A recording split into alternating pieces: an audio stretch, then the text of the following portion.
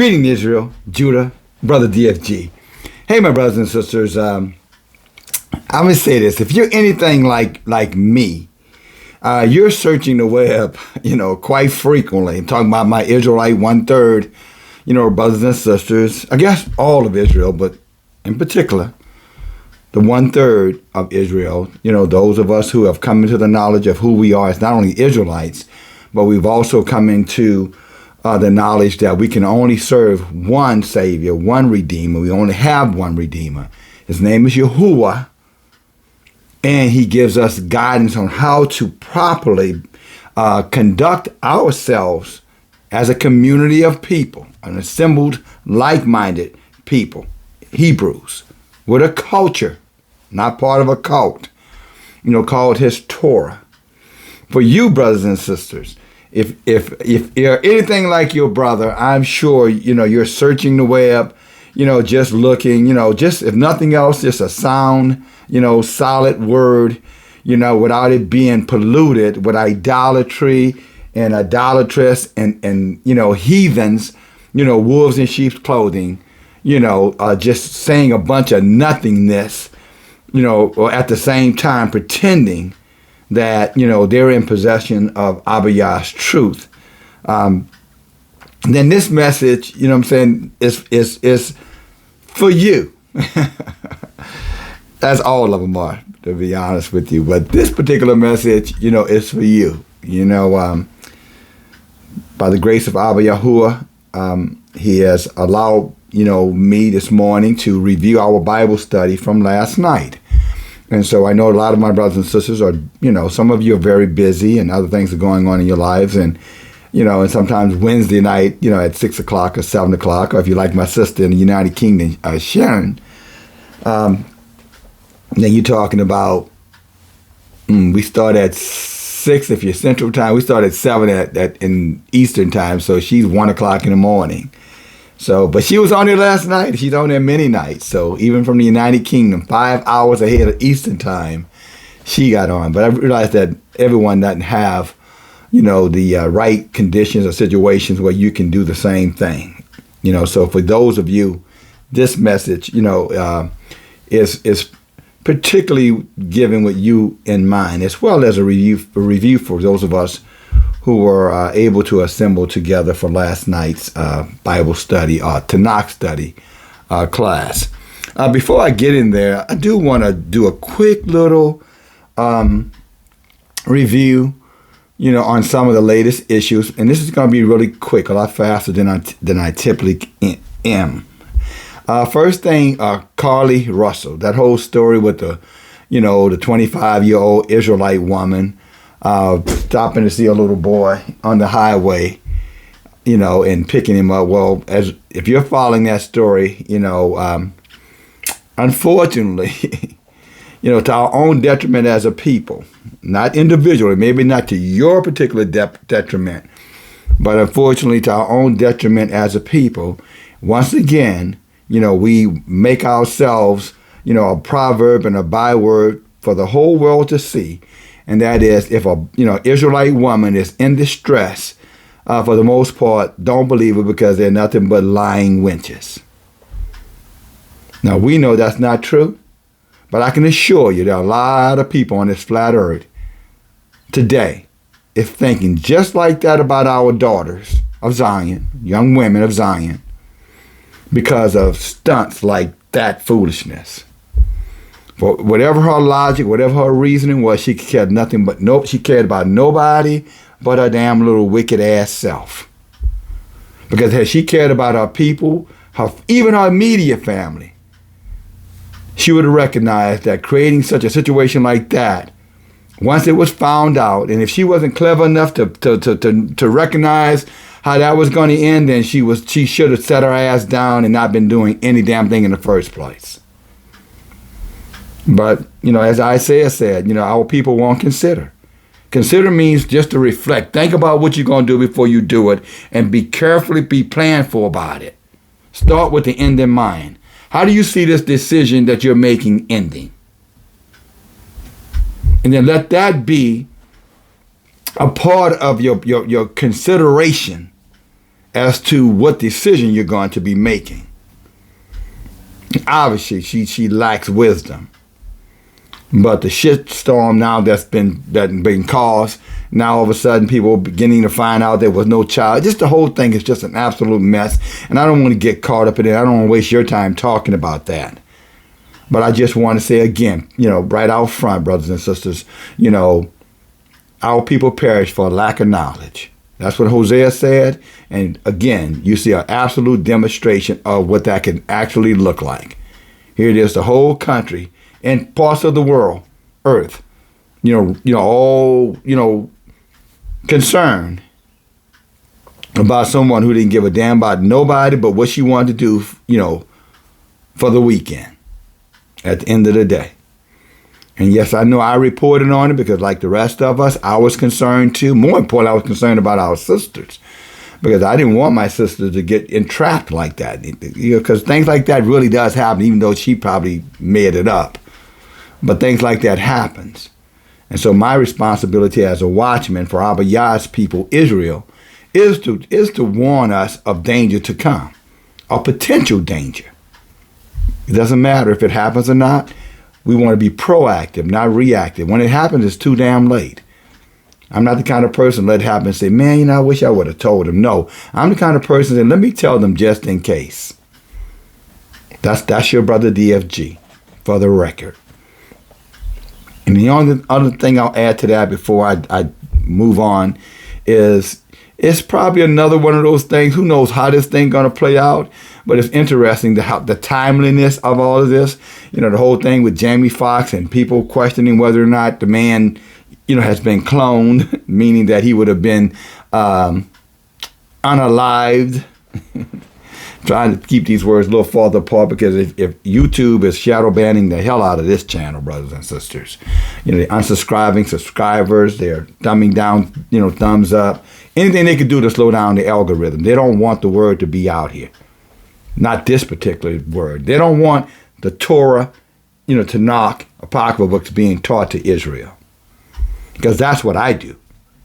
And obviously they don't want that going on out there. You go look at the Dows and the Jennings and the rest of them, you can find that stuff, and their algorithms are everywhere. Everywhere you look, you see, little minion Jennings out there with a big giant mouth, marble head, wide mouth, bass fish.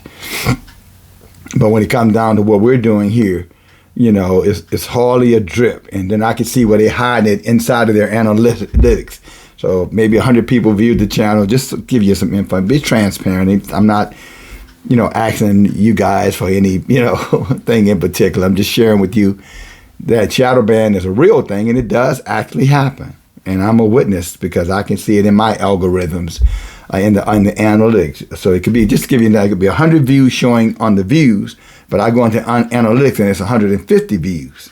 So they're holding back 50 of those 150 views so that they can get past the peak time, because there's the peak time for things to hit algorithm. So what they do is they slow down. They don't let your views come into the algorithm or into the main, in the main stream, and what they do, they try to slow it down. So the less views they can allow into the mainstream, then the more hours that pass, it's working together. Then it's because the clicks or views are not, meeting a particular standard per hour. Then what it does, it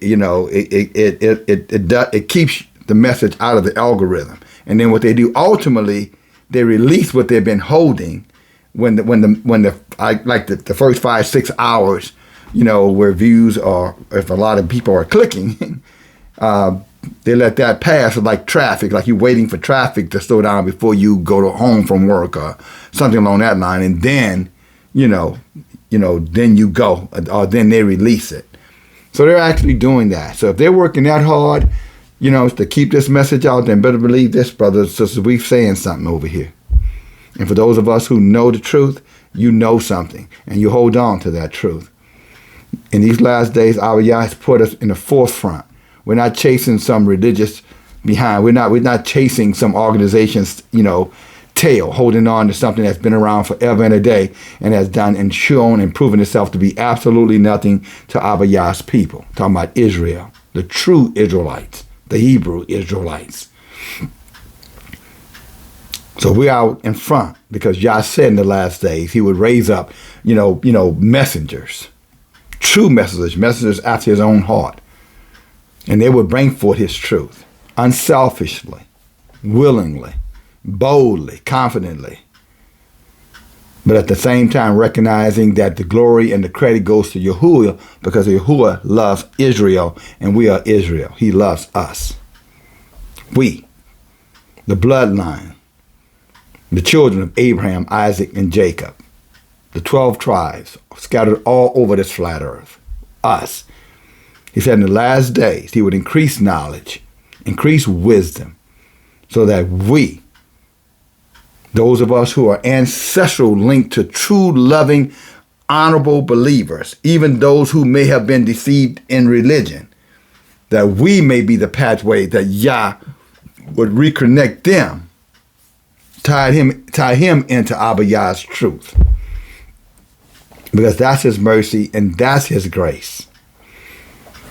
Yahuwah's grace is some of you, for your ancestors, the immediate ones, who left this earth and they're in a cool, dry place because of what you're doing, because how you're serving, the stand that you're taking for Abiyah's truth, the fact that you were bold enough to come out of idolatry, religion, the church, whichever church you were associated with. Took a lot of courage to break away from that. Then they accept that you're the Israel, you're the people of the book. Another big step. Takes a lot of courage to say that, to be able to look at the rest of the world and don't let them pressure you by making you feel like you are a bigot or a racist because you're the people of the book. If they were the people of the book and they knew it, they would have no problem saying that publicly. And they wouldn't be trying to share the wealth, share the love. The truth is the truth. Isaiah 43 says clearly who we are before Israel, before Abba Yahuwah.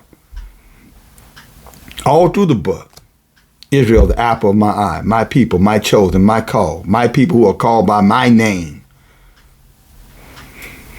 If it was them, brothers and sisters, I can assure you there wouldn't be apologetics behind it. They wouldn't be, scared to boldly say it. And they damn sure wouldn't make them feel like they're racist because they said it.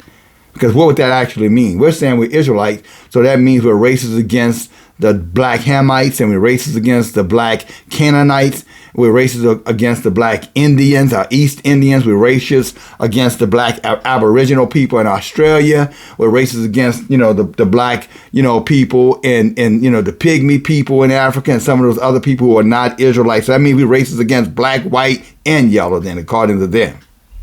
That's bullshit. It has nothing to do with us being racist. It's a namesake thing. It's a birthright. And I don't know about you, but I'm not selling my birthright like Esau did just because of pressure. I am who I am. And I want to remind you of that. And this kind of taps on that just a little bit. It's more really around, taking a stand for Abba Yahuwah and Abba Yah's truth, and what happens when we don't, or what possibly can happen when we don't. Well, what happens when we don't? And what can happen when we come out of, what the world would call wavery-minded, two minds, double-minded. And Abba Yah is a sovereign Yahuwah, brothers and sisters. He's sovereign. He tells us that in the book of Exodus. I'm sovereign means he's singular. He's one. He doesn't share his authority. He doesn't share his redemption. He does not share his salvation with any other Elohim. He said there was none before him and there's none after him. Again, go read Isaiah 43. Don't take my word for it. We've said time and time again, if you're over on this channel, where's your sword and where's your saw?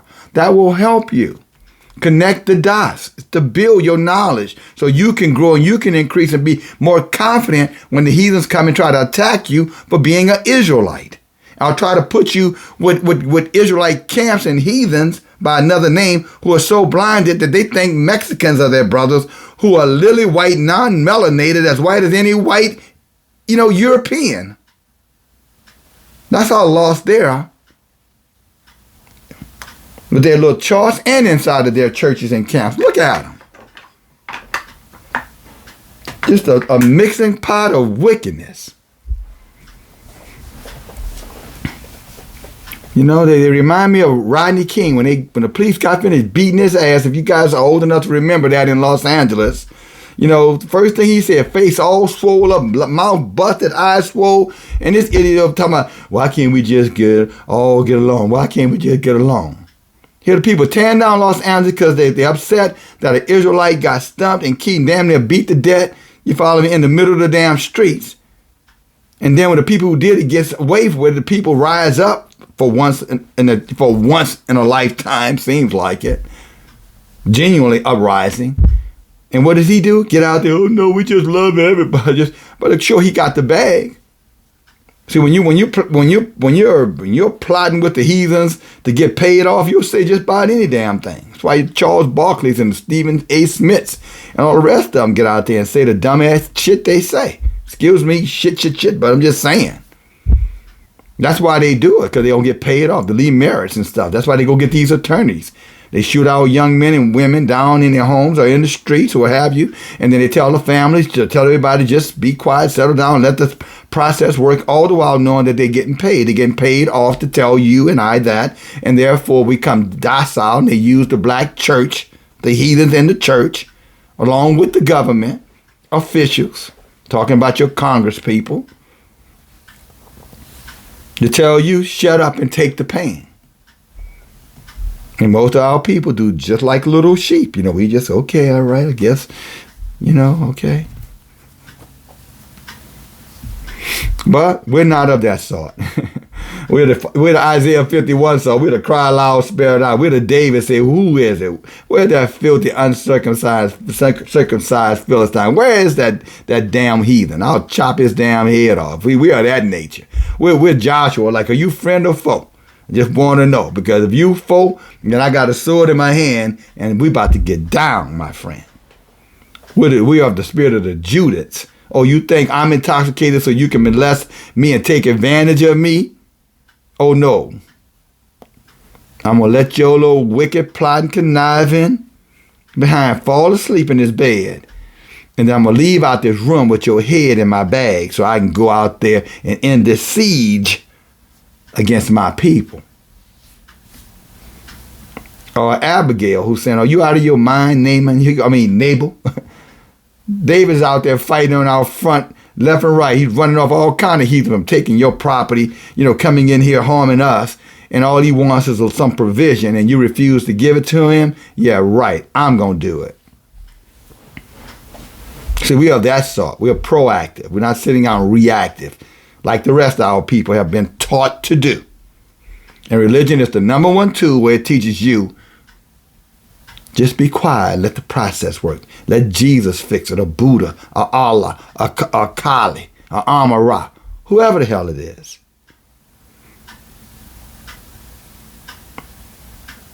But they don't speak for Yahuwah.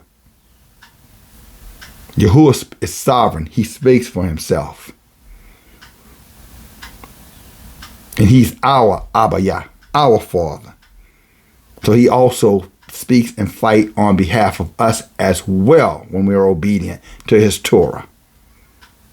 And he left examples on how his Torah could be obeyed through the Tanakh, what the heathens call, and taught us to call, the Old Testament, the so-called done-away books. All right, brothers and sisters. So I just wanted to bring that out. So who knows this Callie Russell thing? I think with the thing with Fox, it's a whole lot of clever foolishness going on, brothers and sisters, to get us to look away. And this is what I'll say. Yeah, we're going to notice those things. Sometimes we're going to talk about those things. But at the end of the day, those things don't matter. The only thing that should matter to you is where you're going to spend eternity. And if you're following Yahuwah and Yahuwah's sovereignty, you better believe that's going to be in a place that your heart can never imagine the beauty of. And I will remind you, keep your eyes on Yahuwah. At the end of the day, I'm not saying ignore what's going on around you. You can't. It's called being wise. You need to look around. You need to understand the circumstances so that you can plan appropriately. We talked about that with Gideon. You know, he said everybody who took the water and drank water with their eyes looking around, he said those are the ones who you can count on because they are aware of their surroundings. So that's how he ended up with 300 men, but started off with 32,000. So being aware of what's going on around you is a good thing, but don't become so consumed in it that you forget about the most important thing. And the most important thing is what I'm saying, my brothers and sisters, is that we serve a sovereign Yahuwah who is almighty, all-powerful, all-loving, anything that's all eternal, without end. And if we stick with him, we're going to win. Now let's go over to the book of 1 Kings, and we're going to start reading in chapter 18. And just to kind of give you the backstory, you know, Israel again has gone into rebellion. Jezebel, and I know many of you have heard of Jezebel. Jezebel has just been running havoc. She's got everybody in Israel practicing idolatry now. In other words, she got all of Israel, you know, doing religion, and they've walked away from the Torah. They're not even keeping the Torah anymore. They're keeping, you know, Baal's customs, or they're practicing idolatry. They're doing religion now. Let's say it that way. Jezebel got the whole country doing religion, and her husband Ahab, who's the king of Israel, is sitting on his ass and doing absolutely nothing about it. Now, this man has 70 sons for the record. I'm talking about Ahab, king. He has 70 sons, 70 princes. So him and his 70 princes, people who are supposed to be so-called renowned people, all of them are sitting there catering into the church. All of them are Baal worshipers. Again, religion. And religion is running, you know, rampant through the land. It hasn't rained now for well over 3 years. People are starving to death. Women are negotiating with each other on cooking their own children. They're selling donkey heads for 40 pieces of silver. Think about what a piece of silver costs today. Just to eat the head of a donkey. Bird poop. 10 pieces of silver. That's how bad it was. There was serious famine in the land. And it was because of Israel rebellion. Because they were serving idolatry, or they were in religion, and Baal and Jezebel was the ringleader of it. And again, all these women, I'm talking about these women goddess and all this foolishness. If Yah wanted the women to be the head, he would have said that in the beginning. How you know better than Yah? Why would you let any religion tell you that what Yah said isn't true? He made man first and then women to help him. Not to be abused by him or misused by him, but to help him rule the earth, have dominion over the earth, to help the earth bear forth fruit more like themselves. Babies, let's be clear. Lesbians ain't gonna have no baby with no lesbians. And neither is homosexuals. And all the rest of that trans, whatever the hell they doing. All to stop Abiyah's plan. But Jezebel was doing just that, and you had the people doing women worship all over again. Whatever she say, happy wife, happy life. She's the boss. What that make you then? The servant? Well, if that is you, brother, then you just remember Ahab is your story. Ahab is your story. And I'm going to say it to you right now, my brother. Much as I respect you as a man, I'm telling you, your story is going to end bad for you if you don't do something about that. If you continue down that path that you're taking by women worshiping, I'm telling you, it's going to end bad for you. And Sisters of Zion, don't let no man worship you like that. You see him with that fool and you tell him, you stand up, be a damn man, or get the hell on up the road. I need a man. Remind me of old Sugar, what's her name? Sugar Avery, The Color Purple, when the old so-called mister walks in the room. She said, I need a man. I need a man. Get out. I need a man. You ain't no man. You're a cow. You're scared of your daddy. Oh, praise Yahuwah. Oh, wicked ass Color Purple. Good movie, but a lot of wickedness in Color Purple. But, anyway, this is what is going on. And now it hasn't rained for 3 years. The people are suffering miserably. And so now King Ahab, he's got his governor, or second in charge, and they're looking all over the land to find grass. Not that so that the people would eat and have resources. No, so that his horses, his cattle, can eat and have resources. Because he didn't give a damn about the people. Anybody professing to be a shepherd of Israel and don't give a damn about our people, they are not a shepherd of Israel. Those are the wolves. Those are the same ones when Katrina struck New Orleans, 2005. Almost every single pastor, and if that pastor was a part of any kind of mega church, that pastor got on a plane, bus, train, car, and he hit the road, and he didn't give a damn what happened to his congregations. And a lot of those people were stuck in the Superdome or the convention center or at home, and some of them drowned.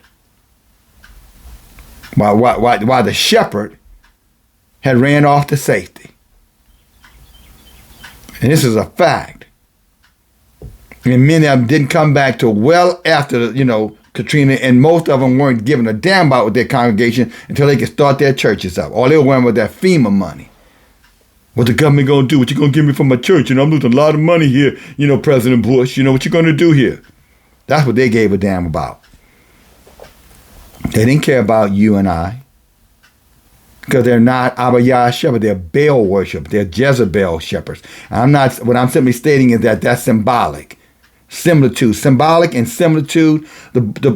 Our book has a lot of similitudes, or symbolism, better say it here.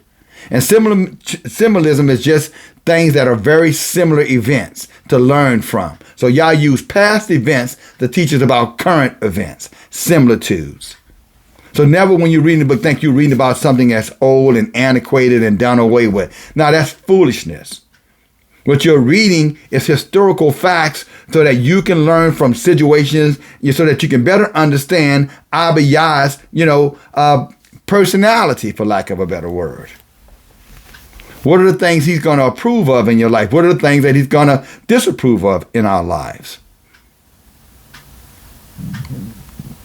So he gives us a similitude of things that happen already so we can better plan for what is happening right now, and equally so that we can be prepared for what's coming down the road in the future.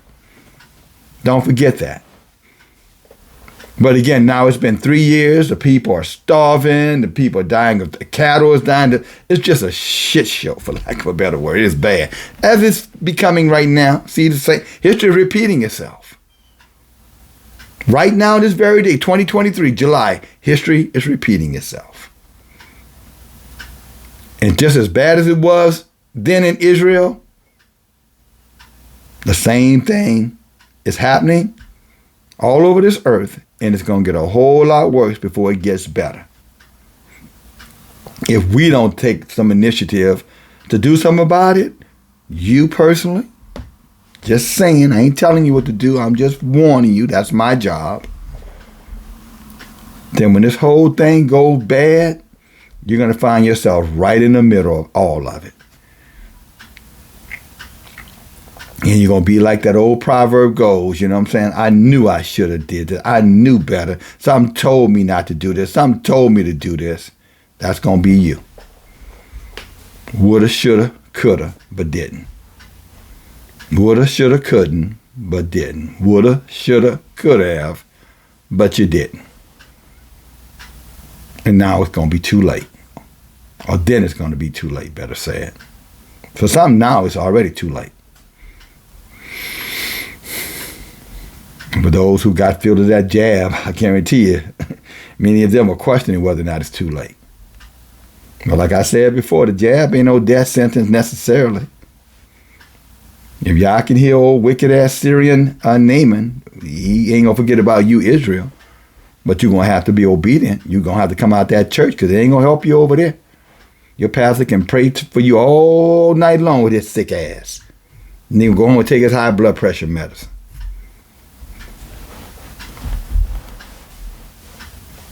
Everybody laying hands on you for your sickness, right? So you can be healed. And then they going right to the medicine cabinet. Got to get my prescription filled, honey. I can't afford it. They in Medicare. I got to get my medicine. That's them. That's them. All the power in the world to heal, but can't heal themselves. Isn't that something? But then again,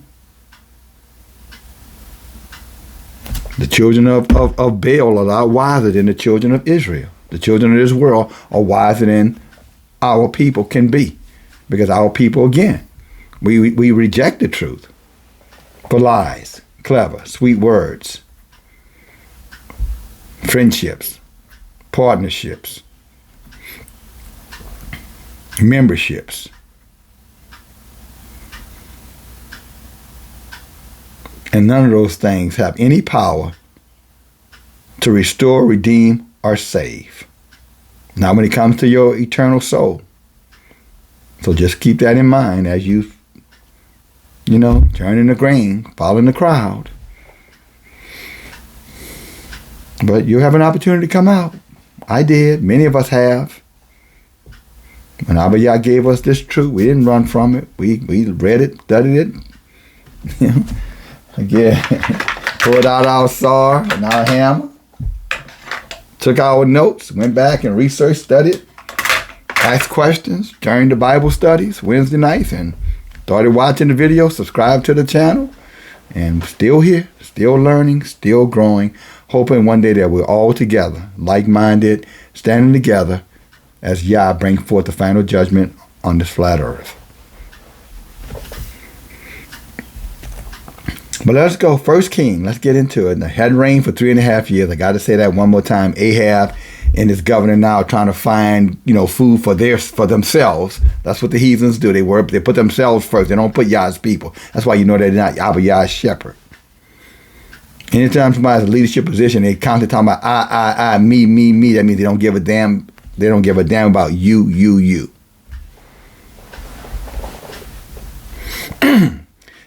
First King chapter 18. And it came to pass after many days that the word of Yahuwah came to Elijah in the 3rd year, saying, go show yourself to Ahab, and I will send rain upon the earth. Now Obadiah is saying, okay, now I am about to release the judgment. Now I'm going to show mercy. No different than with Gideon, when he sent the angel to Gideon and said, look, you mighty man of valor, I'm going to deliver my people now from the hands of the Midianites. Or no different when he called Moshe and said, hey, Moses, I'm going to use you. I'm going to deliver my people out of the Egyptian bondage. Yah is very consistent. There's a timeline. He's still merciful. He's still just. He will never forget us. He never has. The problem is we're so easily to forget him. And we have always done that.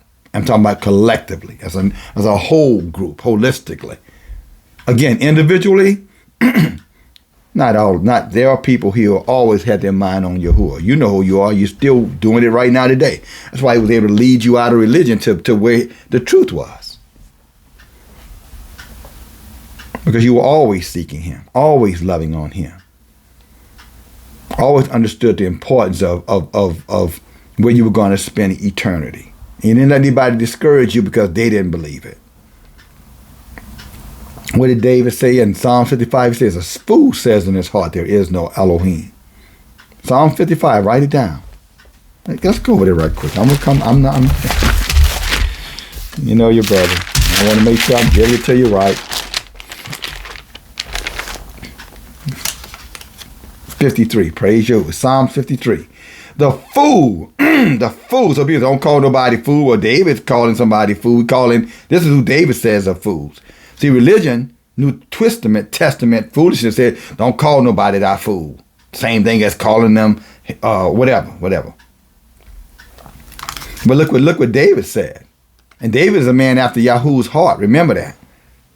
The book says David was a man who was after Yahuwah's heart. He loved the Most High. And look what David said. The fool has said in his heart, there is no Yahuwah. Corrupt are they, and they have done abominable iniquity. And none that says that can do any good. Or better said, they're saying that nobody can do good, which is a lie. Nobody can be perfect. Yet our book says in 2 Chronicles 16:9, Obadiah's spirit goes throughout the whole earth to show himself strong in who? Those whose hearts are perfect towards him. But how many of you have heard people say, nobody perfect, nobody can be perfect, nobody can be, we all got sin. That's New Testament false doctrine and lies to encourage you to continue to sin. Here it is. It states right here that he looks for those who love him, right? I mean, 2 Chronicles 16:9 says that our spirits go to the whole earth to show itself powerful in the hearts of those who powerful in those whose hearts are perfect towards him. So don't let anybody tell you. Those are fools doing that talking, is what I'm saying. That's a fool that's telling you you can't be perfect before Abba. King David was. Was he a flawed man? Did he make mistakes? Yes. But his heart was perfect to Yahuwah, and Yahuwah loved him because of that. David was obedient. David would fight and do whatever he needed to do to protect and serve his people, Israel. He was a given king, a servant king.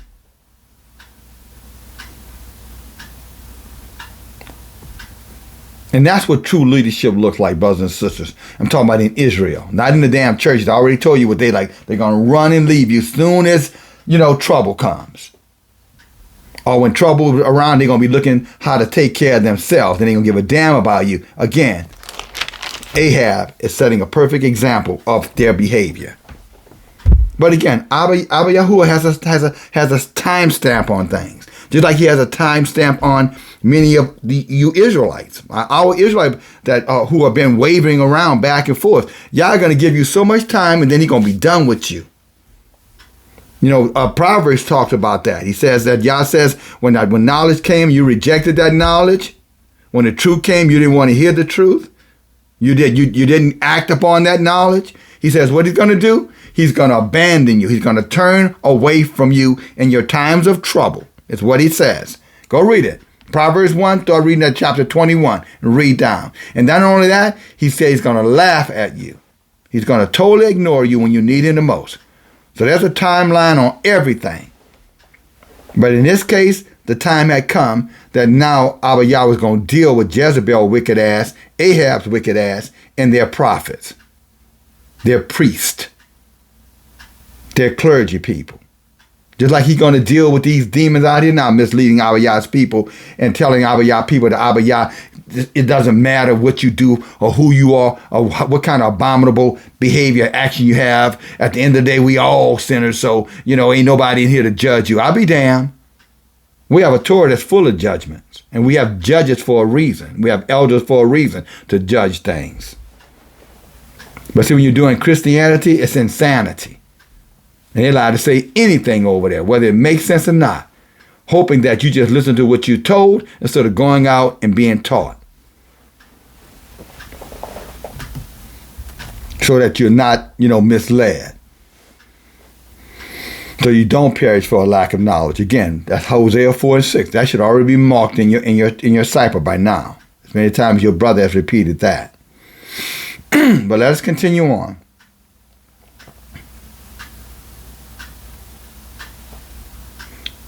Verse 2. And Elijah went to show himself unto Ahab because there was a famine. Famine is just a shortage of everything you need to survive on. Food, water, etc.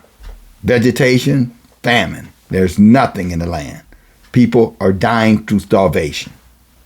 And Ahab called Obadiah,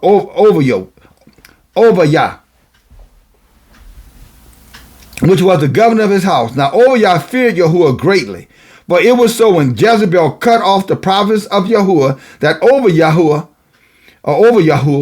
took 100 prophets and hid them by 50 in a cave and fed them with bread and water. That reminds me of what Zipporah was doing for Moshe when he was in prison 10 years by her wicked father. She kept him alive.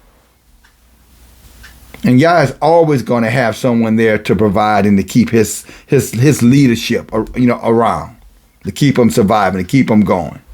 That's what he does. We don't have to be beggars or borrowers. All we need to do is be obedient and trusting, and Yah will do the rest. He'll get it to you, brothers and sisters. He'll put it in the hearts of those among us who have the means to do just that. Help. Just what he did with Yahuwah. Yah is not going to forget the righteous. Hallelujah. His ears are open to their prayers. Hallelujah. Yahuwah. And the righteous are who? Those who keep Abiyah's Torah. I'm sorry, brothers and sisters. My throat's a little dry, so I may... Give me 1 second. Praise Yahuwah. I probably didn't even feel like a second to you. Okay. Praise Yah. Shall we continue? Verse 5, and Ahab said to Obadiah, go into the land and into all the fountains of water and unto all the brooks. Perchance we may find grass to save the horses and the mules alive, that we, see that we again, brothers and sisters, that we lose not all the beasts. So they divided the land between them to pass throughout it. And Ahab went one way by himself, and Obadiah went another way by himself. And Yahuwah was in the way, and behold, Elijah met him. And he knew him, and he fell on his face and said, are you that my Lord Elijah? And here he called him Lord. You notice he did not call him Yahuwah. And this is why you need a cipher Bible, brothers and sisters. Because see, if you're using the King James, you're going to see the word Lord with Elijah, then you're going to see the same word Lord with so-called Jesus, and then you're going to see the same Lord with the Creator, Abba Yahuwah, and it's intentionally there to confuse you. And that's why many people think that Jesus is God, using their words. They conflated that. That was done intentionally, planting tares amongst the wheat so that you would stay in a weakened state, thinking that all of those were one, right? They say all three are one. But see, if you have, a cipher Bible, it's going to use the right words, so you won't be calling, Yahuwah Lord. Lord is a term for men. Men in rulership are typically called lords. Men who have servants are typically called Lord. Hell, you could be someone in England that has has been made a lord by the king or queen of England. Lord Fauntleroy. I'm sure y'all heard of that name. But that name is planted all through these other books to keep you in a state of confusion so you don't know who actually it is your Redeemer. Sarah even called Abraham, her husband, her man, she called him Lord. Go back and read it in the book of Genesis. She said, yes, my Lord. It's just a term of endearment in terms of recognizing someone's authority. It has nothing to do with our Creator's, his description.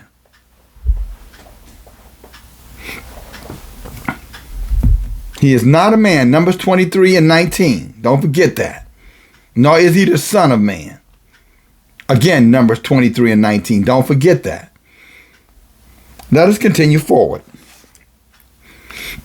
So now over Yahuwah, he's met up with Elijah. Verse 8. And he answered and said, I am.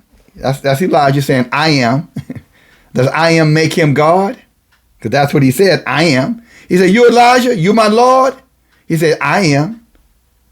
So they used that in the book of the Gospel of John when one of those disciples supposedly asked, Jesus who he was. And he's asked the children, say, You say when you see me, you see the Father, and they say, well, wherever, you say, well, I am He, or something along that line. Y'all know what I'm talking about. I don't give a shit about that no more. But there was a time I thought that was saying something. But see, here it is. Elijah saying, I am. So is Elijah Elohim? Yahuwah? But see, that's how clever they are, brothers and sisters. And when we don't study, they expect us to to miss this. Zechariah 4:10, the book of Zechariah chapter 4 verse 10 said, never despise the day of small beginnings. And that's also meaning don't miss small details. Because when you miss those details, people take those details and they'll use that and manipulate you based off of those details because you're not quite understanding how it connects to everything. That's why you have to study it out. Be a part of study groups, like-minded study groups, if you don't want to be misled. It's your soul, so I don't know why you would be worrying about mama and daddy and brother and sister and everybody else. It's your soul. That's the one thing you absolutely possess. So there shouldn't be anybody you're associated with or affiliated with that you ought to be able to influence you on decisions that you need to make, brothers and sisters, as it relates to your soul. Nobody. They didn't give you the soul, and they're not going to be there when your soul leaves your body and where it goes. They have no authority, no control, no influence. All that is to be is up to you. Whatever happens to your soul. If it's to be, it's up to me. If I want my soul to be in that smooth, dry, quiet place when I leave here before resurrection, if I leave before the judgment, then that's that. If it's to be, it's up to me. It ain't up to nobody else. But others can help us stay strong, stay encouraged, stay focused. And they're absolutely necessary. So I definitely wouldn't be running around here, as a vagabond out there by myself doing my own thing. That's the easiest way for the wolf to get you. Sheep that leaves the pasture in an area where they're wolf, that sheep ain't going to live very long. But at the same time, you follow the shepherd, not the damn sheep. And Yahuwah is our ultimate shepherd. But he has watchmen down here. And I know I'm one of them. Not because I'm anything special. It's because he called me to be. And I chose to obey him. Every day. And if I go astray, he kicks my ass and twists my arm behind my back and run me right back to where I'm supposed to be, to my post. So he chastises me too. So I don't get a free pass. I'm not care if I get a swift kick in the ass. All shepherds should know that. They know. The real watchmen, they know that. Shepherds from men down here. I'm talking about the Almighty. Now let's continue. Verse 8 again. And he answered and said, I am. He said, I am. Go tell your Lord, behold, Elijah is here. And he said, what have I sinned that you would deliver your servant into the hand of Ahab to slay me? And as Yahuwah lives, there is no nation or kingdom where my Lord has not sent to look for you. So everybody's trying to find Elijah. They got a contract out on him. That's why they're trying to, again, censor these channels. The algorithms that I talked about earlier. Unliking, unsubscribe. That's why they're doing all of that. They're looking for us, and they're going to shut us down. Our book says there's going to be a famine. Amos warned us in chapter, I think it's Amos 8 and 11, says there's going to become a time that there's going to be a famine of the word. Just like there's a famine in the land of food, there's going to be a famine of teachers. You won't be able to hear the word. They're going to rewrite the Bible, the whole thing. And that's the one that's going to be authorized, and any other is going to be considered illegal. And if they catch you with it in your possession, you're probably going to go to jail if you don't have the new authorized one that's coming. Some of you already know about that. Some of you don't. That's why I said we better get it written in your heart. It ain't going to get written in your heart if you don't study, brothers and sisters. Written in your heart means you'll have to memorize it. And you can't memorize something you don't live by. Just a warning to you, so you know. Again, my job to tell you. Your job to decide what you're going to do. He said, you send me back, the king, my Lord, going to kill me. Because he's going to realize I met you and I didn't get you and bring you back. Like he had the power to do something to Elijah. Verse 10. Verse 11. And now go and tell your Lord. This is Elijah talking to Yahuwah. He said, now go and tell your Lord Elijah is here. See, Abiyah's men are bold. We're not cowardly. We don't bow down to no one. We stand up for everyone that's called of Abiyah, that's obedient to his Torah. But we don't run at the sign of trouble. We don't run away from trouble. We run up to it and evaluate, assess it, and figure out what we need to do about it. That's how you know he's a watchman called of Yahuwah. He shows up. He's there when he's supposed to be there. You don't have to wonder, is there going to be a study Wednesday night? Is going to be a Zoom call Friday night? Is going to be a message for Shabbat? You don't have to wonder about that. You prepare for that.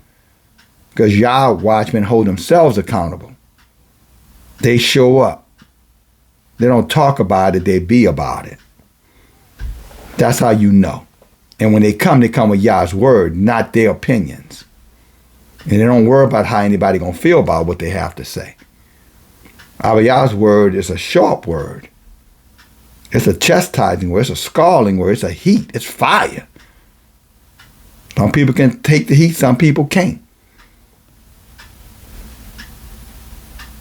But it's going to come. Hallelujah. Verse 12. And it came to pass, as soon as and it shall come to pass, as soon as I'm gone from you, that the Ruach of Yahuwah will carry you away, and I will not know. And when I come and tell Ahab, and he cannot find you, he will kill me.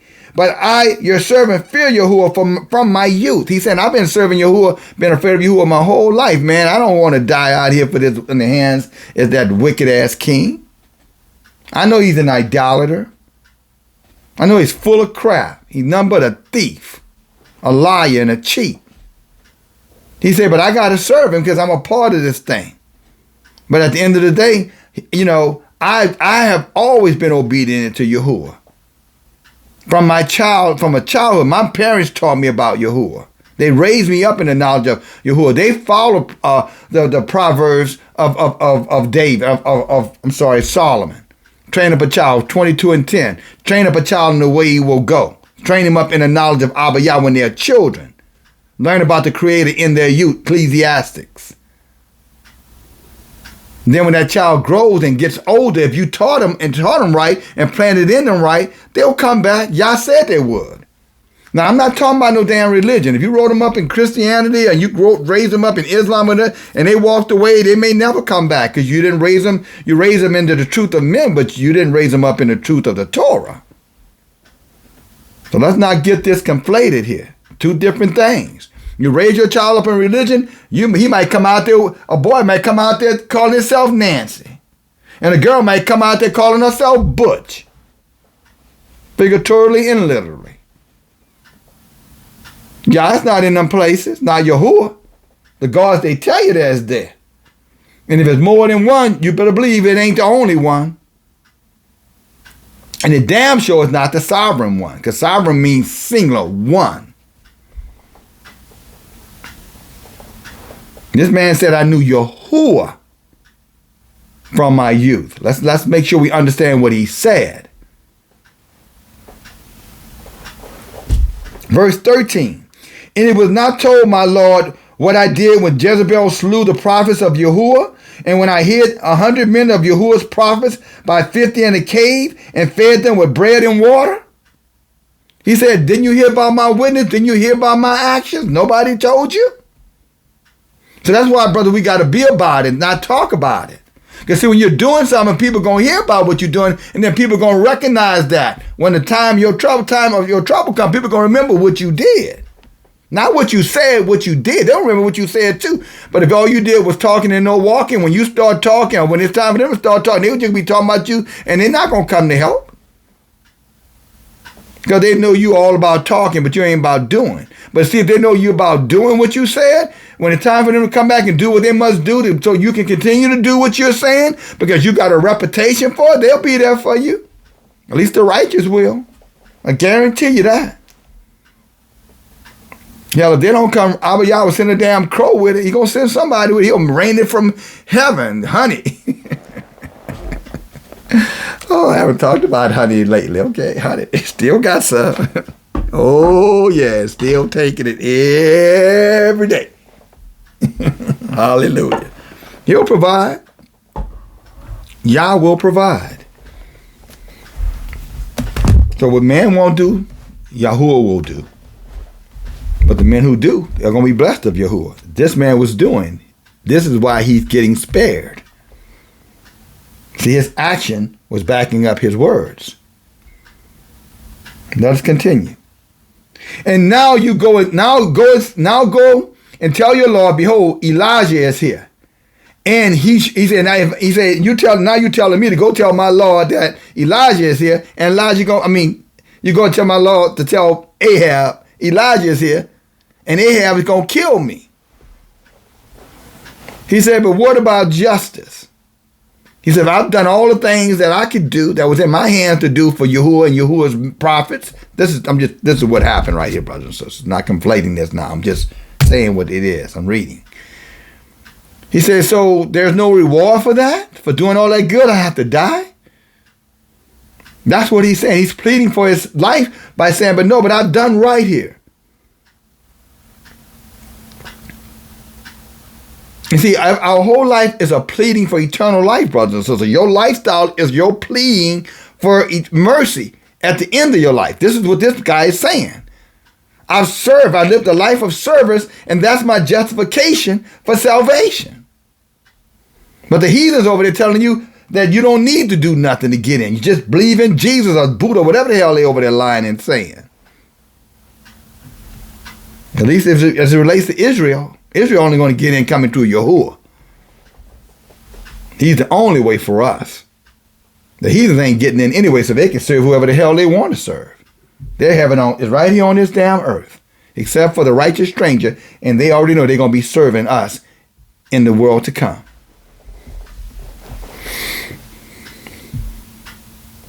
So when he talks about you, just remember, he ain't talking about in the church over there. He's talking about in the Torah here. All right, brothers and sisters, let's be clear. But he has a testimony, praise Yah. It's a good thing he was doing something with his life. And that he was keeping Abiyah's purpose of his life fulfilled, activated. He wasn't stagnant, sitting on the ground waiting for Yah to come and get him.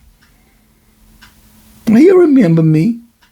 No, he won't. Now, if you ain't giving him nothing to remember you by.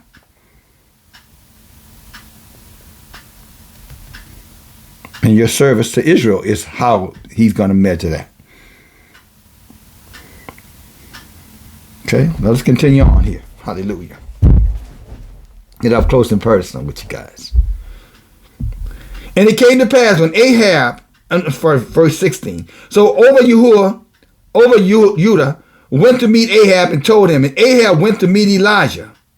And it came to pass when Ahab saw Elijah, that Ahab said unto him, are you he that troubles Israel? Now that's a hell of a question. They over there Baal worship and practicing all kind of damn idolatry, learning the ways of the heathens, practicing the ways of the heathens. But they have the audacity to say that we're the problem, just like they attack us now. Why y'all got to be different? Why y'all can't just be like us? Why y'all always got to be causing confusion? Always going to attack the just. The wicked makes a living on attacking the just.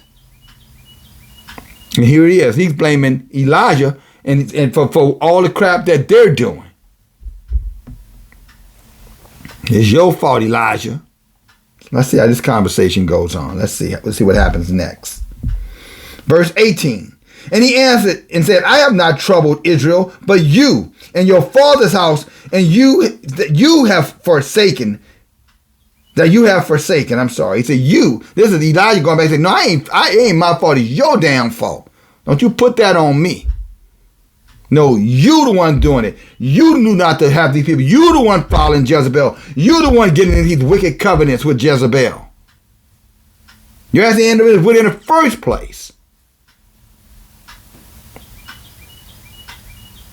You done married up with a Baal worshiper, and now she's corrupted all the land. Murdered Yah's men. You the cause of it, Ahab. Don't you blame me. It's your fault. And y'all gonna deal with you behind this. Not today, but your day is coming. And we need to remember that, brothers and sisters. All those who are attacking us, their day is coming. Might not be today, but their day is coming. And if you've been one of those out there saying all this, stuff about, the Israelites, the Hebrews, the ones who are practicing the Torah and coming out of idolatry, you better be careful who you talking about. Just saying. You better be careful what you say or do, because it might come back to you. And when it come back to you, you're going to know it's Yahuwah, because you ain't going to get out of that mess. That you would have created thinking you're doing something good when you've been better off being quiet. The book said, touch not my anointed, do my prophets no harm. This devil Ahab and Jezebel were killing Obadiah's prophet, and then he comes up on the anointed and want to accuse the anointed of Obadiah, Elijah, of being the root cause of the problem, never taking responsibility for his role in it. But that's what cowards do. Cowards always blaming somebody else. It's always somebody's fault. It's everybody's fault but theirs. Always the victim. That's why they can never be the victor.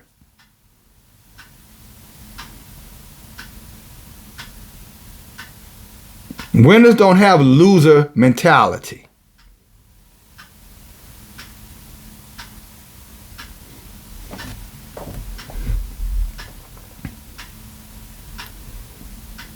Think about that. How you think. Who are you serving? And if you're serving, the church and religion, that's a loser. They lose. They're going to lose. They're going to lose. They've been losing. Look around. Where's their influence in the communities they're in? They've been losing. There's evidence that they're losers. Perennial losers, I might add. But our people still running those churches. Why? Because that's where their mama told them to go. Somebody took them a long time ago. Trying to find themselves somewhere in there. Only get to lose themselves. When the Torah is right there in front of you that would free you, guide you, strengthen you, encourage you, identify you, give you a plan. A good plan. One that would prosper you. Deuteronomy 28 talks about it. Jeremiah 29 talks about it. What Abiyah has intended for us. Again, Chronicles 16 and 9, 2 Chronicles 16 talks about it.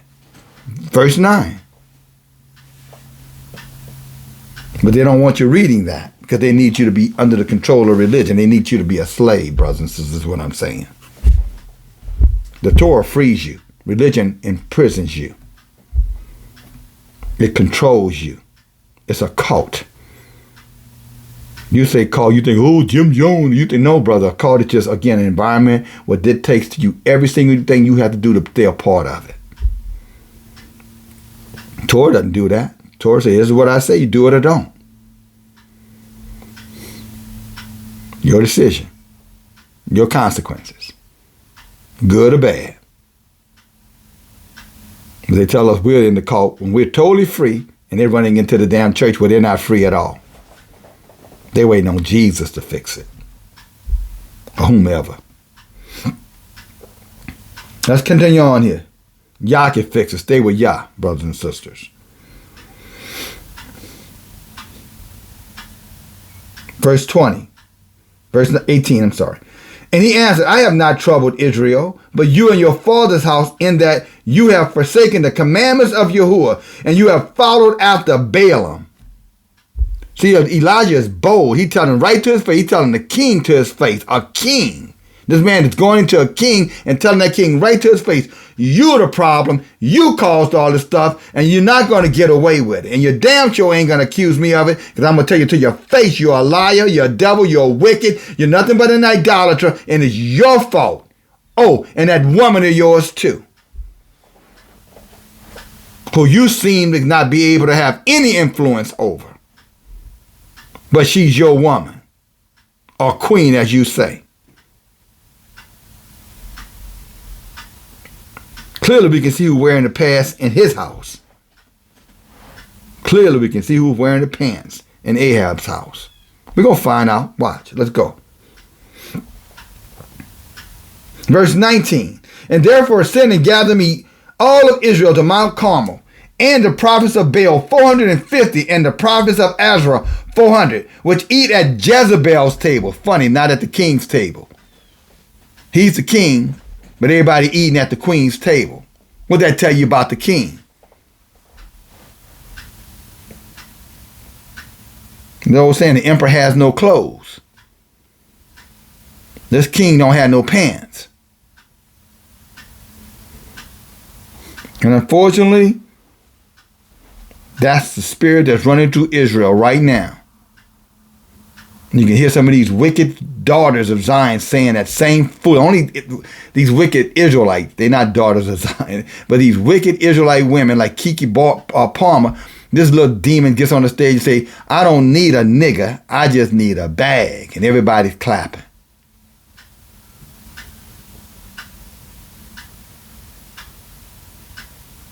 I don't need no money. I don't need no man. I just need some money.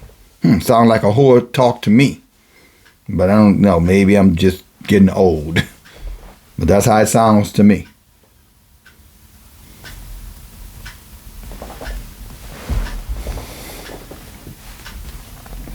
But nothing new under the sun, so ain't nothing old about what I'm saying. Let's continue on here. Verse 20, and Ahab sent for all the children of Israel, and he gathered the prophets together unto Mount Carmel. And Elijah came unto all the people, and he said, how long will you be between two opinions? And this is what we've been saying for a moment here, brothers and sisters. Many of our people are double-minded. What is Jesus? Is Yahuwah in Jesus' name? Or Yahushua in Jesus' name. Or Yahushua is the Savior, but Jesus is the Father. Or Obadiah is the Father, and you can't go to Yahuwah unless you go through Yahushua. That's two opinions. Yahushua is the Savior. That's two opinions. Because according to Isaiah 43, and I've already talked about it in the Torah, it says Abiyah is sovereign, none before, none after him. He shares his glory. He shares his throne with no one. There is no other Savior but him, quote unquote. Read it for yourself. There is none before me. I'll help you out. Go read Exodus 20, chapter 20, start reading at verse 4 and 5. For those of you who are questioning what I'm saying. And then go read Exodus chapter 22, verse 20. And then go read Isaiah 43 and start reading about start at 9, 10, 11. And you're going to hear consistency right there. Precepts. Cross-references. Witnesses. For what your brother is saying. And then decide who you're going to listen to. Your pastor? Your favorite content creator? Or Yahuwah? Make a decision. Some of you have already decided. And unfortunately, it goes back to the old proverb. There's a way that seems right to a man, but that way that he chose is going to lead to their destruction because they're reading the truth and rejecting the truth because the truth does not fit with the narrative. In other words, it does not fit with what they want to believe, and they don't want to be proven wrong. Therefore, they're going to hold their ground, and they're going to stay wicked, and they're going to die in their evil and rebellion. Period. Simple. So don't lose no sleep over that group. But then there was some who going to come out. We did. That's the group we're pleading to. You.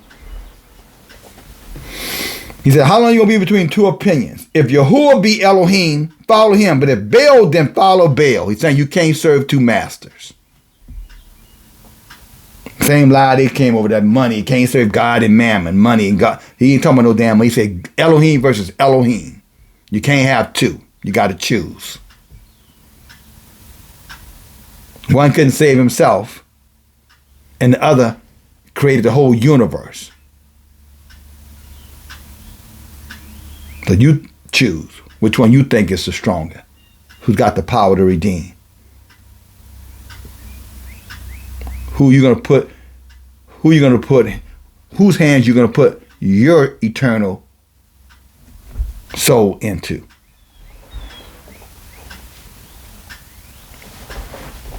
This is your story. Your life is your story. It'll end the way you choose.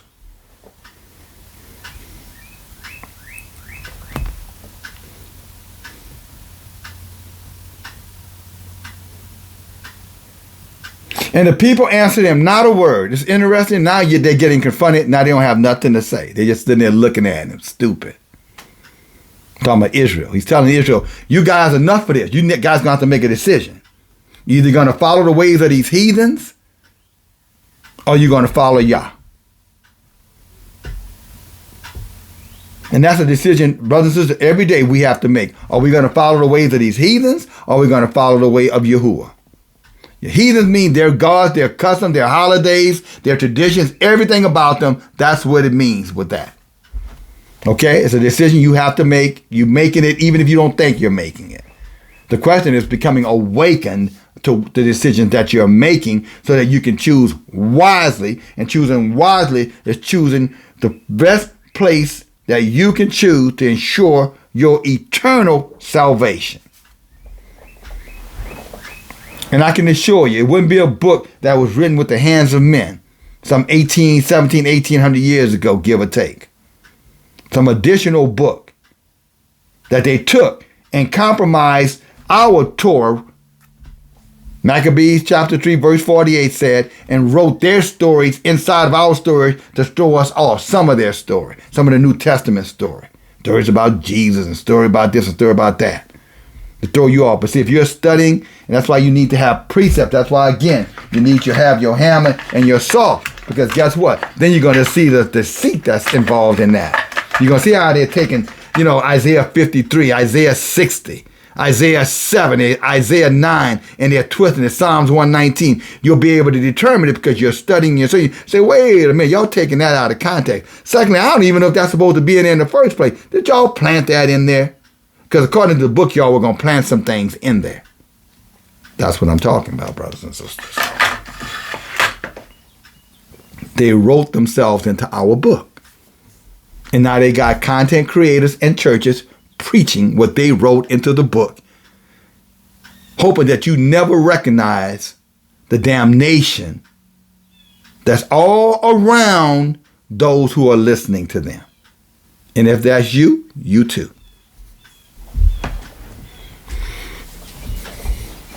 They're hoping you don't notice it. They hope you walk out the church and see all that poverty, drug addicts, drunkards, people dealing with mental issues, adverse poverty, streets with holes into sewer systems coming out of the ground, rusted water system, water coming out the faucet that you shouldn't be drinking, on and on and on. They're hoping that you don't notice any of that. They just hope you just keep on believing and keep on coming back and keep on paying your tithes. So he can get him a bigger house, a bigger car, make sure you don't miss no concerts, no award shows, and ultimately maybe he can become a producer himself or herself. Cut an album, write a few books. Y'all know how they do. And then tell you, oh, this is my money. I got this on my own. I did this. I don't live off the church, but he collecting money everywhere his ass goes. I got a job. Yeah, but you still fleecing the flock in that damn church.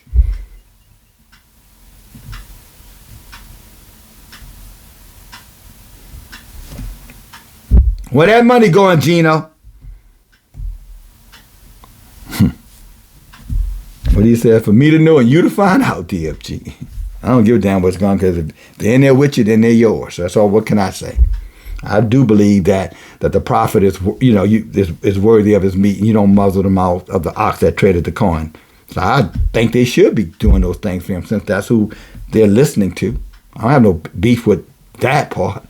I'm just telling you, he's fleecing the flock and they ain't getting nothing back in return. That's what I'm talking about. If you're supporting someone because you're growing, then that's a good decision. That's wise. But why would you be supporting someone you ain't learning a damn thing from? You're just your bag gonna get smaller and his bag gonna get fuller. That's all you're gonna get.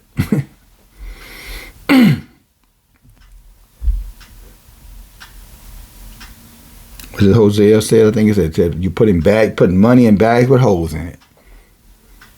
He didn't say there's nothing wrong with putting money in a bag, but if it's got a hole in it, then it's just you're wasting it. That's what he's saying. If you're gonna put money in a bag, make sure that's a good bag, that beneficial. You know what I'm saying? That you're benefiting from.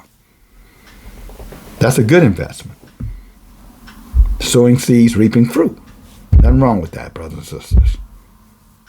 Even your brother won't speak against that truth. I can't. It's in the Word. Go read Proverbs chapter 3. It'll tell you all about that. Many other places too. So sometimes you got to stop and break things down for our brothers and sisters, because they use any excuse to be selfish and then wonder why they're not blessed. Whatever you hold on to, that's what you're going to get more of.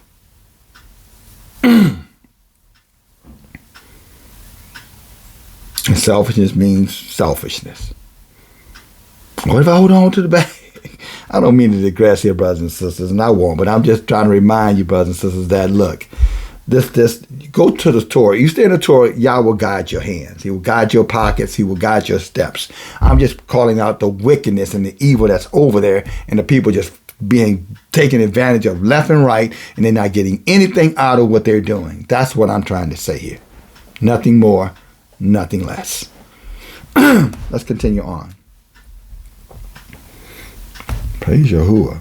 I guess I don't have a problem with dry throat, but I guess the enemy don't want me to give this message, but I'm going to do it.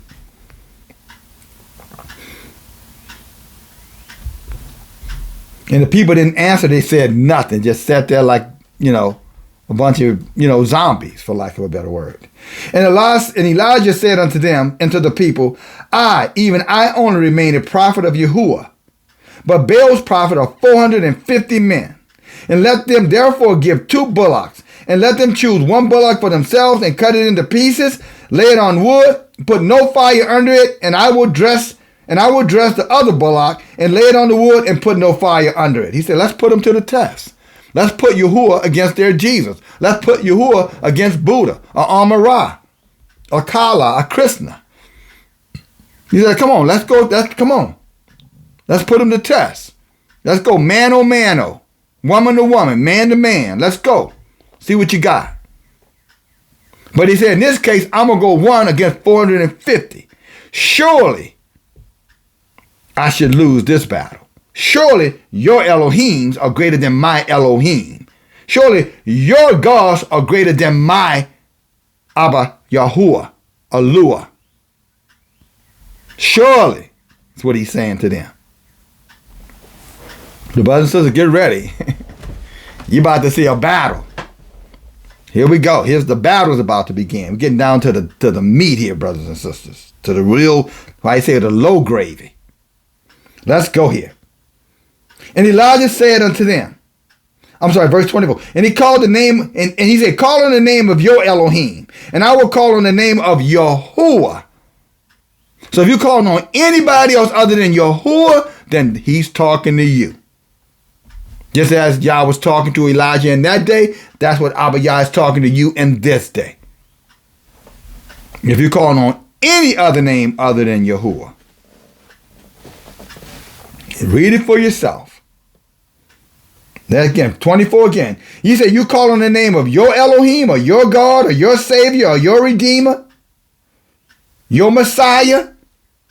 He said, I will call on the name of Yahuwah, the Elohim that answers by fire. Let him be Elohim. And this Elohim with a capital E is talking about Yahuwah.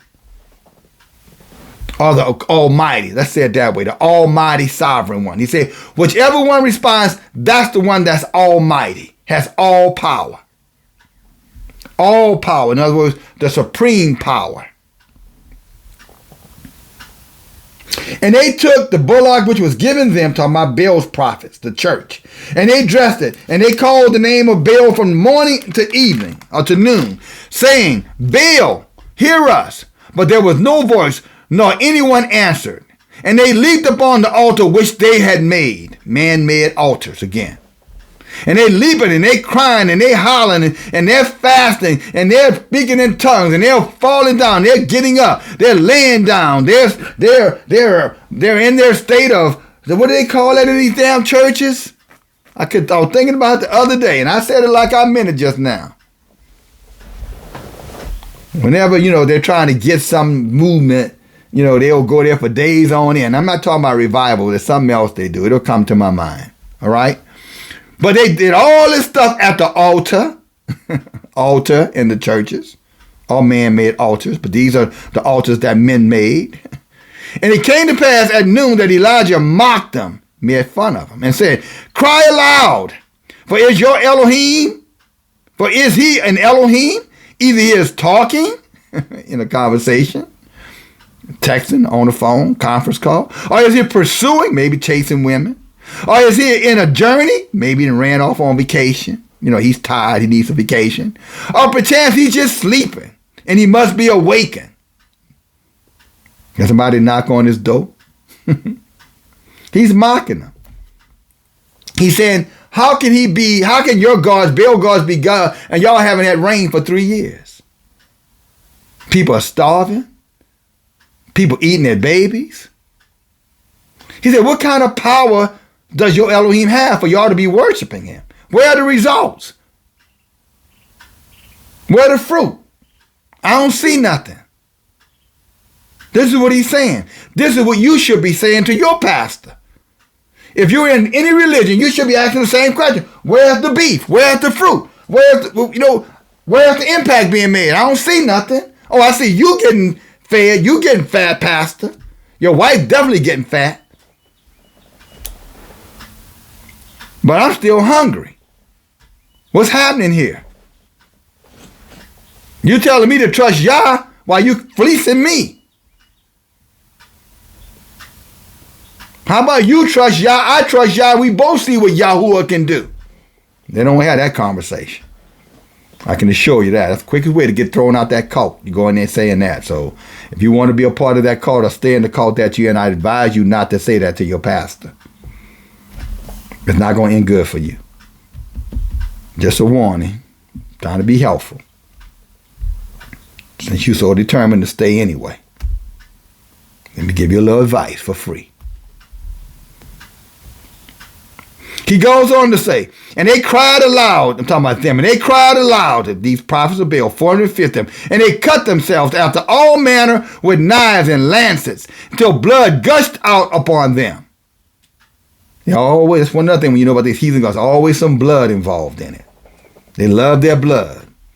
Drink my blood, eat my body, drink my blood, shed my blood. Without the shedding of blood, they love that blood. Doesn't that sound familiar? Without the shedding of blood, there's no remission of sins. These men were over here shedding blood. Baal prophets were shedding blood, just like Baal prophets still preaching in their churches about their Elohim. Without the shedding of blood, there's no remission of sins. Y'all heard it. Y'all still hear them saying it. Those are the same Baal prophets. The same spirit that was in those prophets are the same spirits that's in every single religion, is what I'm saying to you, brothers and sisters. Now, nothing else, that should cause you to want to thumb this thing up and send this message on forward. I've given you some stuff here to work with. And we all would have to agree with that. And I say that in all modesty, I've given you some stuff to work with here. Because y'all put it on my heart to give it to you. Why you think I got hoarse? Dry throat. The enemy don't want this to go out, but it's coming out. And it came to pass when midday was past that they prophesied, Baal prophets, until the time of the offering, even evening sacrifice, and there was neither no voice, nor any answer, nor any that regarded. In other words, you don't see no results for all that work they're putting into these churches. Maybe a bigger church, a new church, but you don't see nothing else changing in the people going into that place, and you damn sure don't see anything going on in the community where those churches are. So who's in those churches, life or death? Because if there was life in there, then you would see life in the community. Talking about prosperity. Well, brother, what about the heathen? Well, the heathen's gods, they're going to have prosperity in their community because they're serving their God.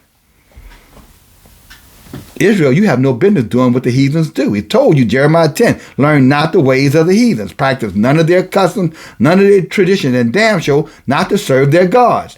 You already have one Eluah, Yahuwah, the sovereign one. You already have yours. But you let them tell you yours you couldn't approach because somehow or another you're so wicked, but all of your ancestors were able to approach him. And what happened? Since we believe that lie, we've gotten worse and worse and worse. Now our people are so wicked, it's almost it's shameful. Because we listen to these heathens. And now the church is just as wicked as the nightclubs. Literally now. Not figuratively, literally. Anything goes in there now. But this was happen when you're serving the wrong creator, or you're serving some other savior or redeemer. And they knew it. That was a snare trap to turn us into their religion. That's why they forced it upon our ancestors. Do you know that some of our ancestors were beat to death because they refused to become a Christian? For all you Christians out there, did you know that? Some of your very ancestors, probably in your family line up there, some of them were probably beat to death because they would not accept Christianity. They would not eat filthy foods, unclean foods, because the Torah said they could not eat pork, so they'd rather die than to eat it. We read about that in Maccabees chapter 7, 2 Maccabees chapter 7, if to be exact. The mother and her sons who refused to eat pork, the old man who refused to do it, refused to pretend like he was doing. He refused to deceive the people, even if it meant to his advantage to deceive him. He said, hell no, I'm not going to pretend I'm doing something and all these young people going to think it's okay. I'm not going to pretend that what I'm doing, is not what I'm doing.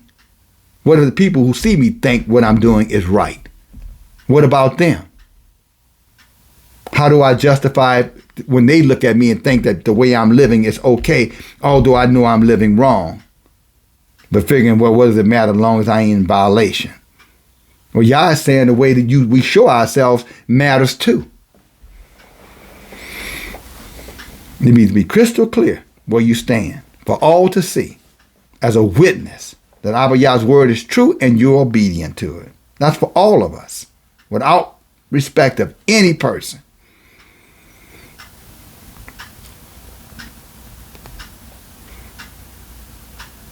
But all that hooping and hollering, all that praying, all that going to church, Easter, Christmas, fasting, praying all night long, all their conventions, all of their, whatever the hell they call that thing they be doing. Y'all know what I'm talking about. It's not their conventions, but it's something else. Crusades, all that stuff. And nothing comes from that stuff. They collect just a little bit more money and go in the back room, split it up, and go home or go to the next city with the same foolishness. And the people buy it because the people want to be high, you know what I'm saying, on inspiration instead of being humbled by Abba Yah's truth. Tell me what I want to hear. That's man. Don't tell me nothing I want to hear, because I'm going to get, in my feelings, and then I'm going to attack you. Loving lies. Convenient lies for uncomfortable truth. It's called cognitive dissonance. People rather be lied to so they don't have to do anything versus told the truth and be held accountable. Let us go on here. Verse 31. Verse 30. And Elijah said unto the people, come near unto me. All of Israel came near to him, and he repaired the altar of Yahuwah, that was broken down, Yahuwah's altar. And Elijah took 12 stones according to the number of the tribes of the sons of Jacob, unto whom the word of Yahuwah came, saying, Israel shall be your name. So don't let nobody make you feel bad by being called an Israelite. He said, Israel shall be called your name. Israel. We are Israelites. Some of us different tribes, 12 stones, 12 tribes. Judah is our surname, but we're all Israelites.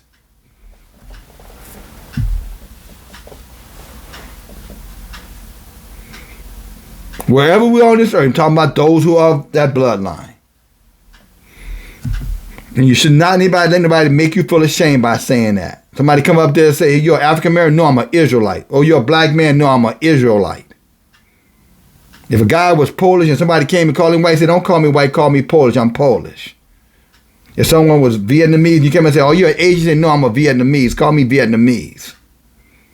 And nobody would think they're being arrogant or prideful or hateful or racist. They will respect the fact they have a right to be called who they are. You're Israel. Respect the right. Respect yourself.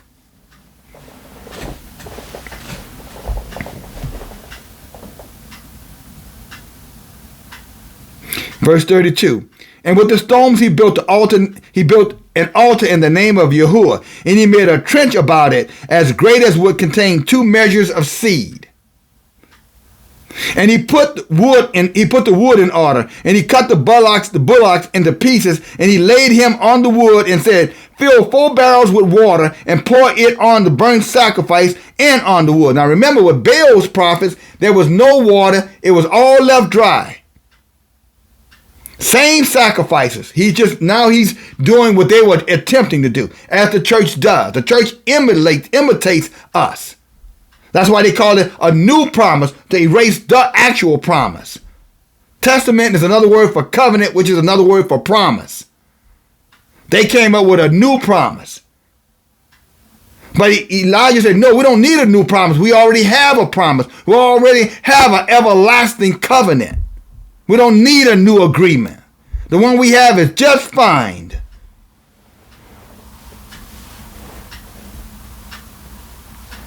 And not only does that, but now he's putting water on his. He's wetting the bullock. He's wetting the wood. He's putting water in the trenches. So he's making it a lot more difficult for himself. See, this truth walk is always going to be a little difficult, brothers and sisters, to walk out. Because you're going to have to be willing to stand against the masses. Remember, this is Elijah going up against 450 men. And everybody is watching. So he's not pretending to please them. He's not worrying about what the hell they're thinking. He said, no, I'm going to do this the right way. Anybody don't like it, they can kiss my Israelite ass. I mean, I add the last part, but I'm sure he felt that way.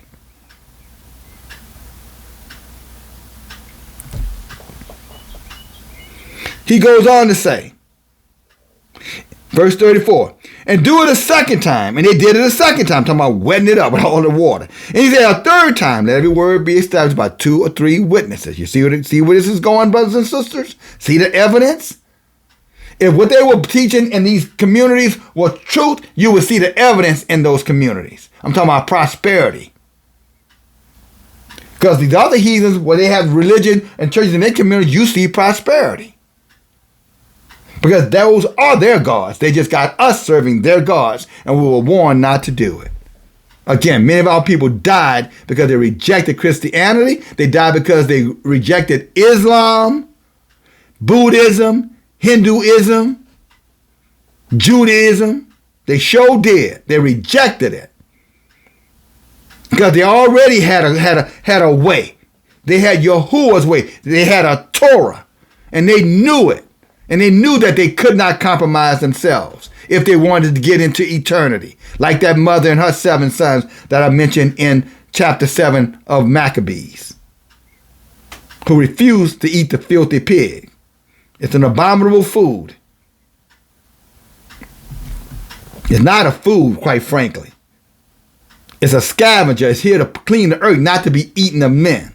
No, that's just like a roach or a rat or crab or shrimp. Those are bottom feed. Those things were here to clean earth. Those things were never intended to be food. That's not food. Everything Yah made is good to eat. Yeah, because it's not that. Yeah, but would you go eat a maggot? Some of you probably would, so I guess I better be careful with that. Would you eat a skunk? There are things on this earth that you would not eat, and I know you wouldn't eat it because you know it's not food, even though it's alive. It has a different function and purpose here. Would you go through a bunch of harness in your mouth and call it food? I bet you won't live to speak about it. Those things are not food, brothers and sisters, is what I'm saying. Yeah, everything Yah created is good to eat. If it was food, that's not food.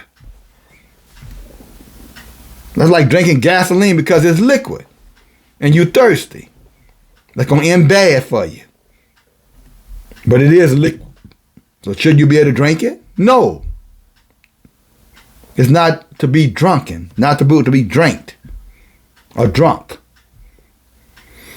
The pig is not to be eaten. It's not food again.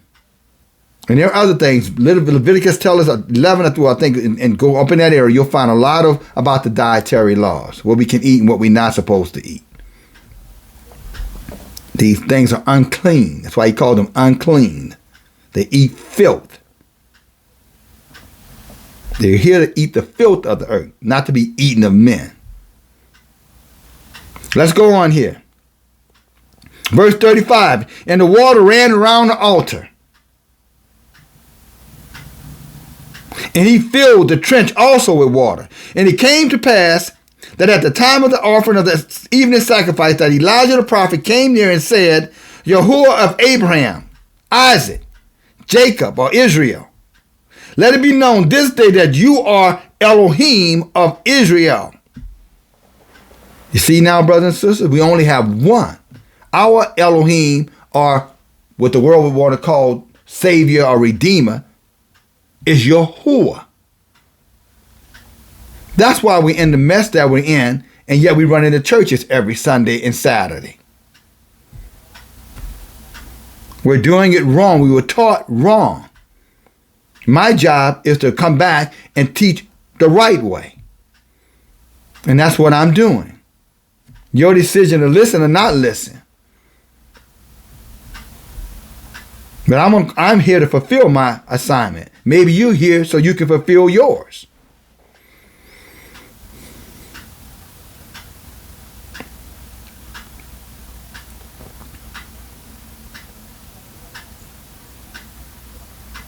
I am your servant, and I have done all these things at your word. This is Elijah talking to the people and talking to Yahuwah.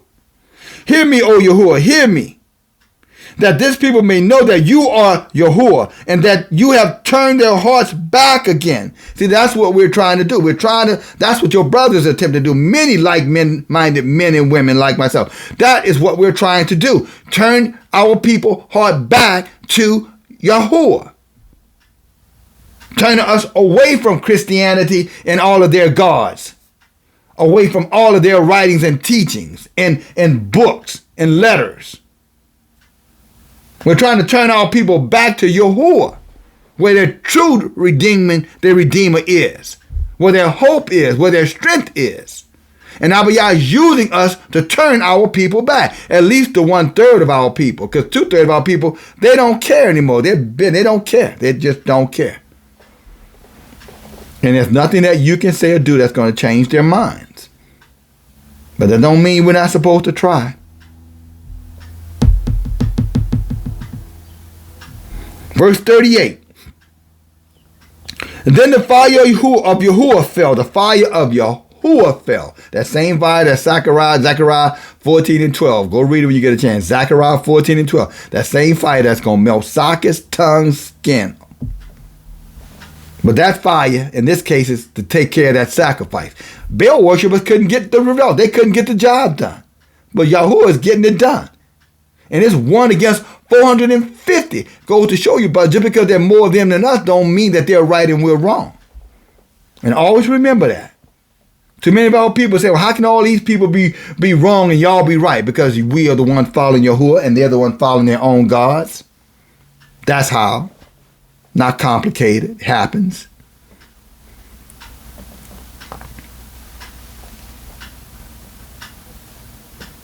Verse 39, and all the people saw it and fell on their faces, and they said, Yahuwah, he is Elohim. Yahuwah, he is Elohim. In other words, they're saying, Yahuwah, he is the only sovereign creator. Yahuwah is the only sovereign deliverer. Yahuwah is the only sovereign redeemer. Yahuwah is Elohim. He is the Abba Yahuwah for Israel. Only. But he's greater than all of their gods because he just proved it. 450 of them couldn't get anything done. One man going before Yahuwah who is in the truth got the job done, and he got it done extremely well. That's why I serve him. That's why I've turned back to him. Like he said, to turn us back. That's why I'm doing my part. As many of my brothers, like-minded brothers and sisters, are doing their part to turn our people back. And we're going to keep on doing it until we give up, till our time expires. Whenever that is.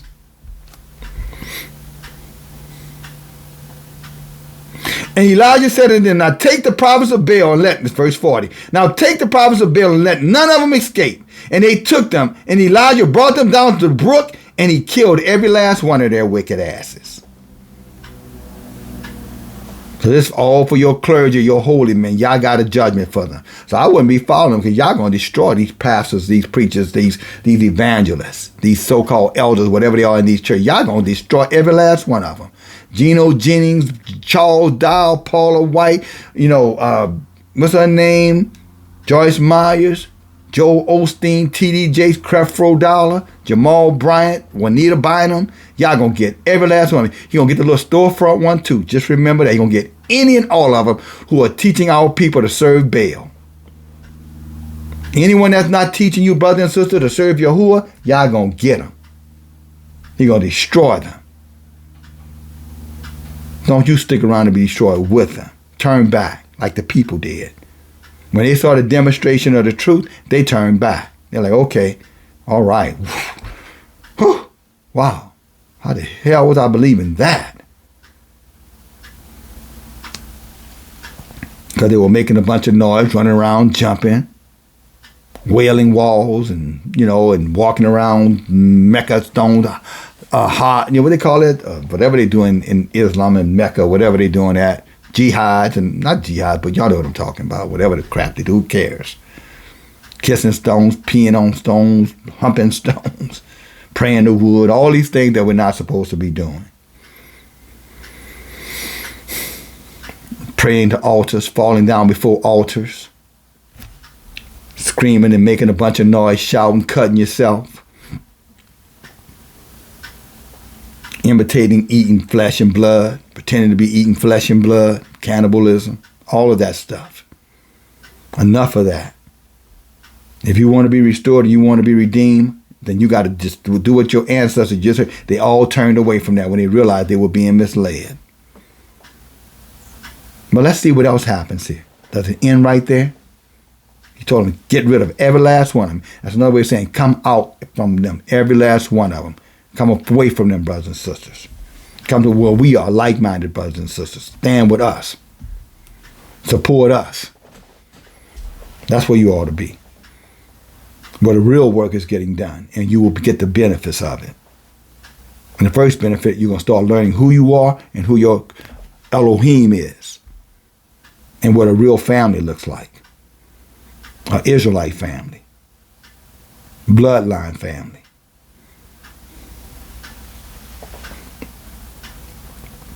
Verse 41. And Elijah said, get Ahab and he said, and Elijah said unto Ahab, get you up and eat and drink. Because now the king, he down there, he's all scared now. And little cowardness that was in him now really starting to show up. His little effeminate self. You know what I'm saying? Now Lil Wayne really little. Lil Boosie really little now. Little Nas nasty X, he little now. He ain't got all that strength with him no more. He ain't got all that glamour and glitter no more. His fans have left him. Or left them.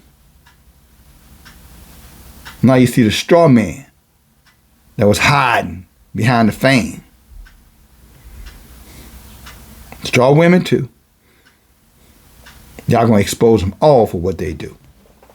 And he's going to destroy them. Except they repent.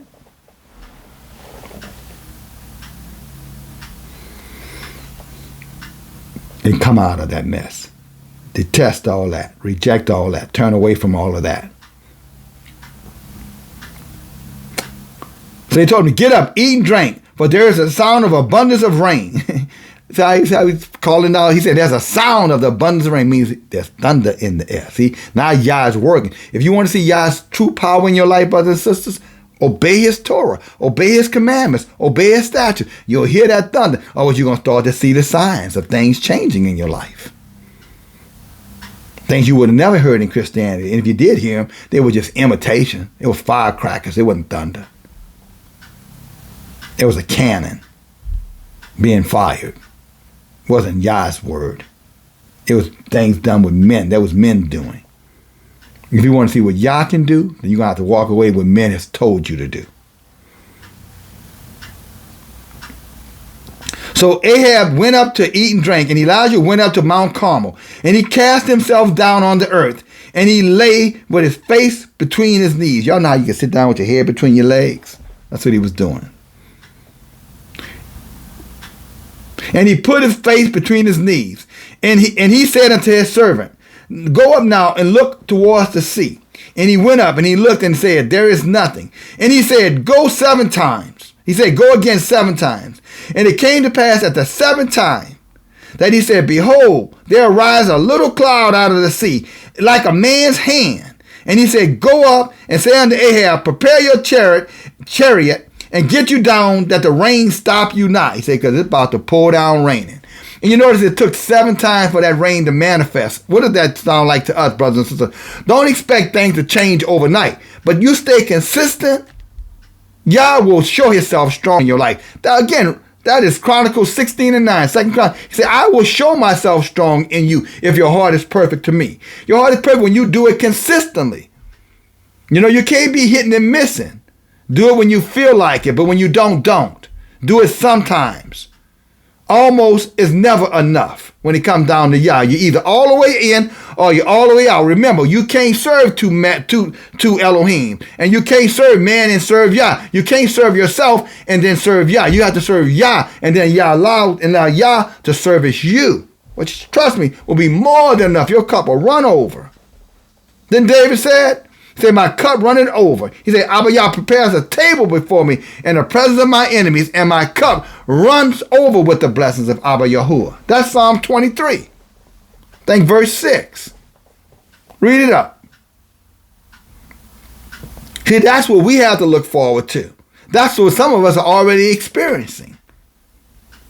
Hallelujah. Some of us got a new pep in our step, a new dance in our hip, and it ain't damn twerking. It's a twist and shout. Hallelujah. Clean living. Righteous living.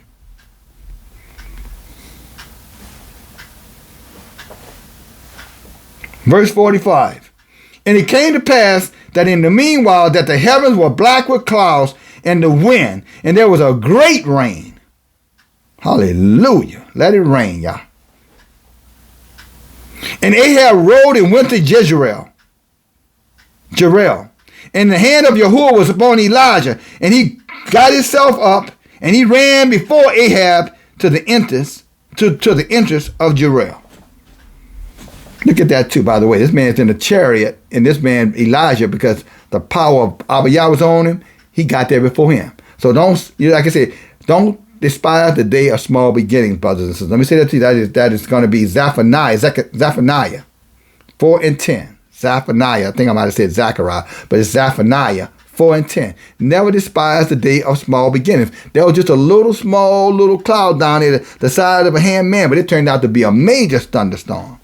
So when that rain come, y'all, with brothers and sisters, it's going to come. Just because it ain't happened today don't mean it ain't going to happen tomorrow. You just got to stay consistent. Be obedient. And you will see it. The rain will come. Yah's word is truth. He is not a lie. What he said, he going to do it. Number 23 and 19. He said, have I said it and I did not do it? Let's go there. Hallelujah. There we go. Wrap it up. So I want you to know you can trust Abba. You can't trust with these heathens saying in these churches. You can't trust their gods. Because their gods only work for their kind. For the heathens. Doesn't work for us. Yahuwah is where you're going to find your victory, brothers and sisters. Your strength, your courage, your resilience, your persistence, the renewing of your beauty, the strengthening of your name, the cleansing of your land, the blessings for your children.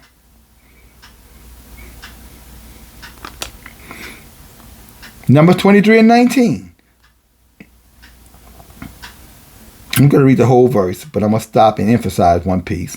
It says, Yahuwah is not a man that he shall lie, neither the son of Adam that he should repent.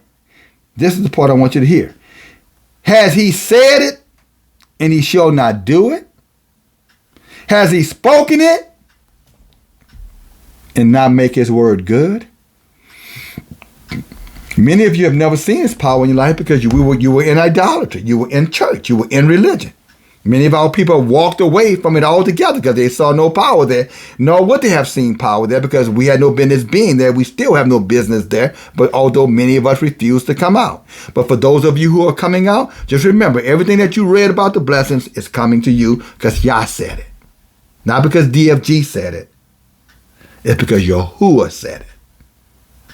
And he's true to his word, to the very last jot or tittle.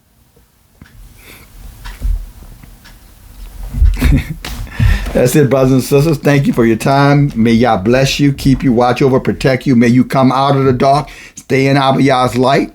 Time is running out. You're seeing all kind of weird events on this earth. Please be prepared. You'll see things you never thought you would see. But if you got Yah with you, you'll be okay. You'll overcome it.